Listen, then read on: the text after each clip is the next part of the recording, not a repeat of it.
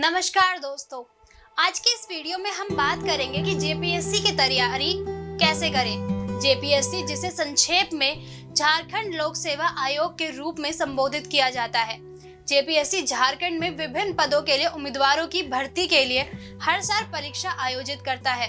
अगर आपको परीक्षा पास करना है तो आपको अच्छे से तैयारी करनी होगी, तभी आप जेपीएससी परीक्षा में उत्तीर्ण हो सकते हैं। नमस्कार, स्वागत है आपका मिशन जेपीएससी के हमारे YouTube चैनल पर। दोस्तों, अगर आप हमारे चैनल पर पहली बार आए हैं तो हमारे चैनल को सब्सक्राइब करना ना भूलें। हमारी लेटेस्ट वीडियोस और अपडेट सबसे जल्दी आप तक पहुंचे, उसके लिए बेल आइकन को प्रेस करना ना भूलें। तो चलिए शुरुआत करते हैं हम आज के वीडियो की।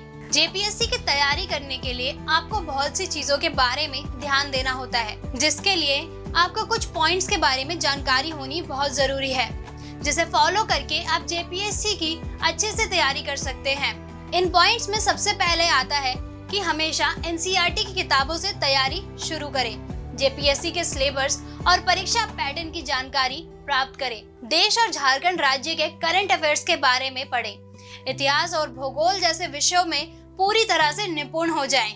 इसके बाद बारी आती है सिलेबस और परीक्षा के पैटर्न की। तो दोस्तों, पहले इसको अच्छे से समझे। आयोग 3 चरणों में परीक्षा आयोजित करता है, अर्थात प्रारंभिक चरण, मुख्य चरण और अंतिम में साक्षात्कार यानी इंटरव्यू। आपको जेपीएससी के सिलेबस और परीक्षा पैटर्न को बारीकी से समझना होगा।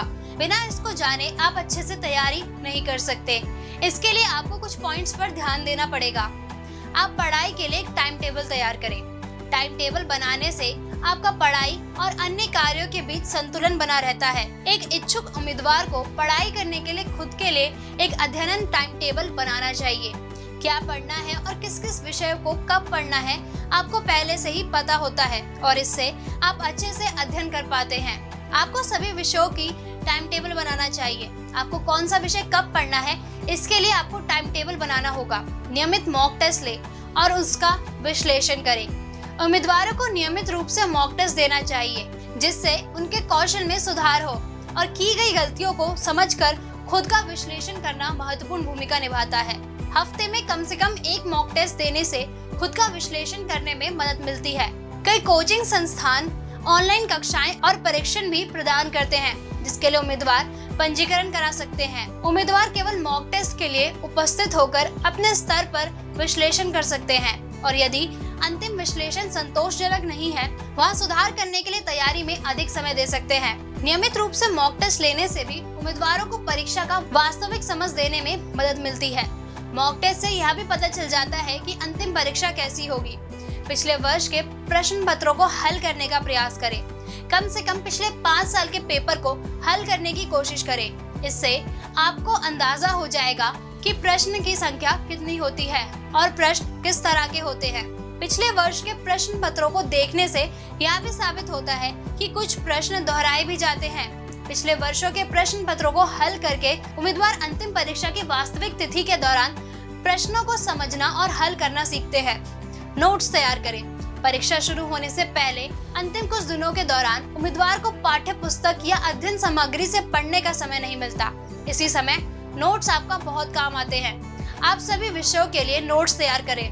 परीक्षा से पहले घबराएं नहीं।